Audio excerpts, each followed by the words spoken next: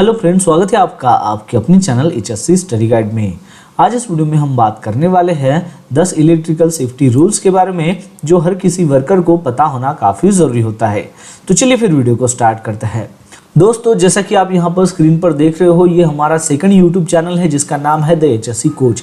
इस चैनल के ऊपर आपको इंग्लिश लैंग्वेज में सेफ्टी के HSC की वीडियोस देखने को मिलते हैं। तो अभी तक आपने इस चैनल को सब्सक्राइब नहीं किया है तो इसका जो लिंक है आपको नीचे डिस्क्रिप्शन में दे दिया है, आप इसको ज़रूर सब्सक्राइब कीजिए। साथ ही साथ इसका नोटिफिकेशन ऑन रखिए ताकि यहाँ पर आने वाले जो भी नए वीडियोज़ हैं वो सबसे पहले आपको मिल सके। तो दोस्तों, वीडियो की शुरुआत करने से पहले मैं आपको बताना चाहूँगा कि अगर आप जानना चाहते हो 50 कंस्ट्रक्शन सेफ्टी टॉपिक्स जो आपको डेली टूल बॉक्स टॉक में काफ़ी मददगार साबित हो सकते हैं उसके बारे में, या फिर 30 oil and gas safety topics जो हाई रिस्क इन्वायरमेंट के लिए रहेंगे, या फिर 10 इलेक्ट्रिकल सेफ्टी रूल्स जो मैं आपको यहाँ पर बताने वाला हूँ, ये अगर आपको चाहिए, डिटेल में इंफॉर्मेशन अगर चाहिए, या फिर 5 मॉक ड्रिल सिनारियो, वो 5 मॉक ड्रिल यानी कि आप अपने साइट पर वर्क प्लेस सेफ्टी के लिए क्या क्या कंडक्ट कर सकते हो, किस प्रकार अपने मॉक ड्रिल कैसे कंडक्ट करना चाहिए, ये सारी इन्फॉर्मेशन अगर आपको चाहिए तो इसका जो लिंक है आपको नीचे डिस्क्रिप्शन में दे दिया है, आप वहाँ पर जाकर इसको डिटेल में जान सकते हो। या फिर आप हमारी ऑफिशियल वेबसाइट hscstudyguide.com को विजिट करके इसके बारे में जानकारी ले सकते हो। चलिए अब हम वीडियो के टॉपिक के ऊपर आते हैं। तो आज का हमारा टॉपिक है इलेक्ट्रिकल सेफ्टी रूल्स क्या होते हैं जो हर किसी वर्कर को पता होना ज़रूरी है। तो सबसे पहला जो इलेक्ट्रिकल का सेफ्टी रूल है वो है कि हमेशा आपने ये एज्यूम करना है कि इलेक्ट्रिकल जो भी वायर आपको दिखती है साइड पर वो लाइव कंडीशंस में है। आपने कभी भी ऐसा नहीं सोचना है कि ये जो इलेक्ट्रिकल लाइव वायर है, ये इलेक्ट्रिकल जो वायर है वो लाइव नहीं है, ऐसा कभी भी नहीं सोचना है, बल्कि ये सोचना है कि वो इलेक्ट्रिकल वायर जो भी है वो लाइव करके ही आपको एज्यूम करना है। क्या है कि जब भी आप किसी इलेक्ट्रिकल सर्किट या फिर इक्विपमेंट के ऊपर काम करते हो तो काम करने से पहले आपको वहाँ पर ये ट्रीट करना है, यानी कि जो पैनल है इलेक्ट्रिकल सर्किट या फिर इक्विपमेंट का जो पैनल है वो एनर्जाइज ही है, वो आपको कंसीडर करना है। यहाँ तक कि आपको ये बिलीव करना है कि यहाँ पर इसका पावर ऑफ नहीं हुआ है, हालांकि देखा जाए तो इसका पावर ऑफ हो चुका है, लेकिन यहाँ पर आपको वेरीफाई करना है बाय यूजिंग आपके पास जो वोल्टेज टेस्टर रहेगा उससे, यानी कि आप क्रॉस वेरीफाई आपको करना है कि ये चालू है कि बंद है। क्योंकि कई सारे ऐसे एक्सीडेंट देखे गए हैं कि मिसकम्युनिकेशंस या फिर फॉल्टी डिसकनेक्शंस की वजह से एक्सीडेंट हुए हैं। इसलिए आपको ये एज्यूम करना है कि जो भी इलेक्ट्रिकल वायर आप देखते हो वो लाइव कंडीशंस में है। ये इलेक्ट्रिकल का सबसे पहला रूल है जो हर किसी वर्कर को पता होना काफ़ी ज़रूरी है। दूसरा इलेक्ट्रिकल का सेफ्टी रूल है वो है log out tag out procedures. इसका ही आपको इस्तेमाल करना है। देखिए, लोटो क्या है, लोटो इंश्योर करता है कि इलेक्ट्रिकल जो भी सिस्टम है वो प्रॉपरली शट ऑफ हुई है और अभी यानी कि प्रॉपरली वो बंद हो चुकी है, बंद किया गया है उस इलेक्ट्रिकल सिस्टम को। अब वो दोबारा री एनर्जाइज नहीं हो सकती है जब तक आपका मेंटेनेंस या फिर रिपेयर का काम चल रहा है तब तक। तीसरा इलेक्ट्रिकल का सेफ्टी रूल है वो है कि आपने एप्रोप्राइट जो पर्सनल प्रोटेक्टिव इक्विपमेंट है यानी कि जो पीपी है उसको पहनना काफ़ी ज़रूरी है। अब वर्कर्स, अगर आप इलेक्ट्रिकल का कोई भी अगर आप काम कर रहे हो तो मेक श्योर आपको करना है कि इंसुलेटेड ग्लोव्स आपने पहनना चाहिए, फ्लेम रेजिस्टेंस क्लोथिंग पहनना चाहिए, सेफ्टी गॉगल्स या फिर नॉन कंडक्टिव जो फुटवेयर है वो आपने पहनना चाहिए जब भी आप इलेक्ट्रिकल सिस्टम को हैंडल करते हो तब।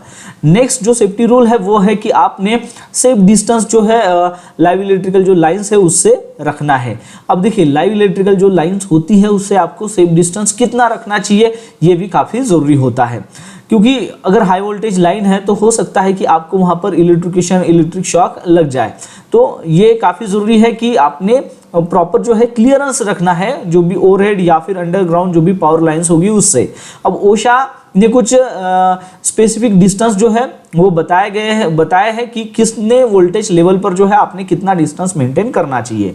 अब खास तौर से जैसे कि 50 केवी तक अगर लाइन है तो 10 फीट का आपको वहाँ पर सेफ डिस्टेंस मेंटेन करना है, लेकिन 50 केवी के ऊपर अगर लाइन है तो फिर आपको 10 फीट प्लस 0.4 इंचेस पर केवी के हिसाब से जो 50 के ऊपर में रहेंगे वैसे आपको सेफ डिस्टेंस मेंटेन करना होता है।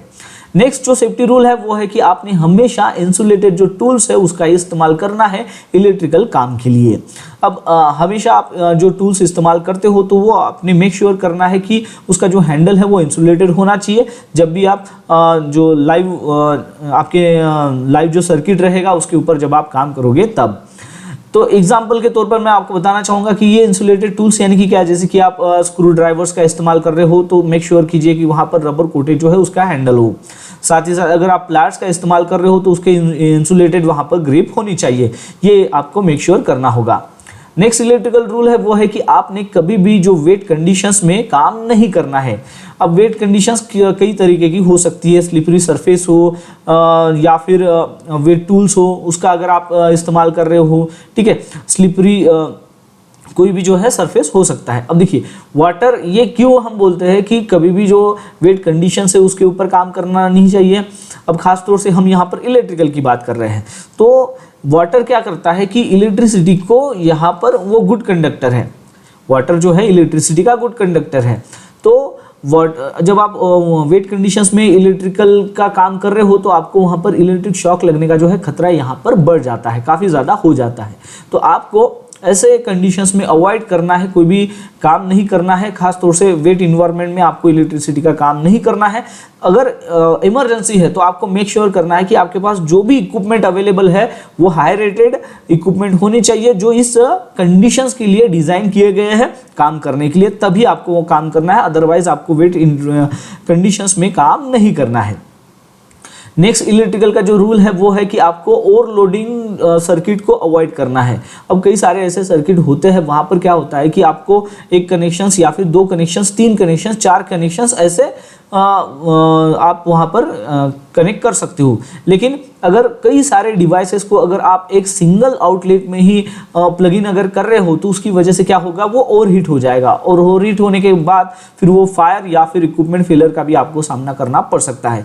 इसलिए सर्किट को आपको कभी भी ओवरलोड नहीं करना है, उस चीज़ को आपको अवॉइड करना है।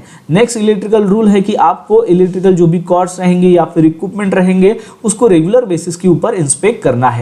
अब जैसे कि फ्राई वायर्स हो गई, डैमेज इंसुलेशंस हो गया या फिर एक्सपोज कंडक्टर्स हो गया, इसकी वजह से सीरियस आपको शॉक लग सकता है या फिर फायर हजार्ड का भी सामना करना पड़ सकता है। तो जब भी आप देखते हो कि कोई कॉर्ड्स यानी कि फ्रीक्वेंटली रेगुलर बेसिस के ऊपर, जैसे कि आप डेली बेसिस हो, वीकली बेसिस हो या फिर मंथली बेसिस के ऊपर आप इलेक्ट्रिकल जो भी कॉर्ड्स आपके साइड पर है, इक्विपमेंट है, उसको रेगुलर बेसिस के ऊपर आपको इंस्पेक्ट करना जरूरी होता है। नेक्स्ट यहाँ पर सेफ्टी रूल है इलेक्ट्रिकल का, वो है कि आपको प्रॉपर ग्राउंडिंग प्रैक्टिसेस को फॉलो करना है। अब प्रॉपर ग्राउंडिंग प्रैक्टिसेस यानी कि जो भी आप ग्राउंडिंग कर रहे हो, ठीक है, तो वो क्यों ज़रूरी होता है, क्योंकि एक ग्राउंडिंग क्या करता है कि जो भी फॉल्ट करंट है उसके लिए एक सेफ पाथ जो है वो प्रोवाइड करता है, और आपको शॉक से या फिर इलेक्ट्रिक शॉक ना लगे, इक्विपमेंट डैमेज ना हो, इस चीज़ को प्रिवेंट करने में ग्राउंडिंग काफ़ी मददगार साबित होता है। नेक्स्ट और लास्ट हमारा इलेक्ट्रिकल का सेफ्टी रूल है वो है कि आपको प्रॉपर ट्रेनिंग जो है लेना ज़रूरी है। अगर आपको कोई इलेक्ट्रिकल सिस्टम को हैंडल करना है तो उस इलेक्ट्रिकल सिस्टम को हैंडल करने से पहले आपके पास प्रॉपर ट्रेनिंग होनी चाहिए। यानी कि जिस किसी इलेक्ट्रिकल सिस्टम को आप हैंडल करने वाले हो तो उसके बारे में प्रॉपर नॉलेज आपको ट्रेनिंग के माध्यम से मिलना चाहिए, वो चीज़ होनी चाहिए। अब देखिए कि ऐसा देखा गया है कि अभी तक जितने भी इलेक्ट्रिकल फर्टिलिटीज़ हुई है तो उसमें से 70% जो एक्सीडेंट हुए हैं इलेक्ट्रिकल के रिलेवेंट, तो ऐसा देखा गया है कि उसमें अनट्रेन वर्कर्स थे और उनका जो है यहाँ पर एक्सीडेंट हुआ है। यानी कि वो जो वर्कर थे जिनका एक्सीडेंट हुआ है इलेक्ट्रिकल के रिलेवेंट जिनकी फर्टिलिटीज़ हुई है, तो उनको नॉलेज नहीं था उस चीज़ के बारे में, उस काम के बारे में, ठीक है। तो इसलिए हर एक जो पर्सन्स है वो वेल क्वालिफाइड होना चाहिए। तो क्वालिफाइड जो पर्सन्स है वो उन्होंने ही इलेक्ट्रिकल का जो काम है उसको परफॉर्म करना है। तो जो भी पर्सन्स इलेक्ट्रिकल सिस्टम को हैंडल करना चाहता है तो उसके पहले उसकी बाकायदा ट्रेनिंग होना काफ़ी ज़रूरी है। तो ये आज हमने यहाँ पर 10 इलेक्ट्रिकल सेफ्टी रूल्स जाने हैं जो हर किसी वर्कर्स को पता होना काफ़ी ज़रूरी है। तो बस आज के लिए इतना ही, मिलता है नेक्स्ट वीडियो में एक नए टॉपिक के साथ में। तब तक के लिए टेक केयर, बाय बाय।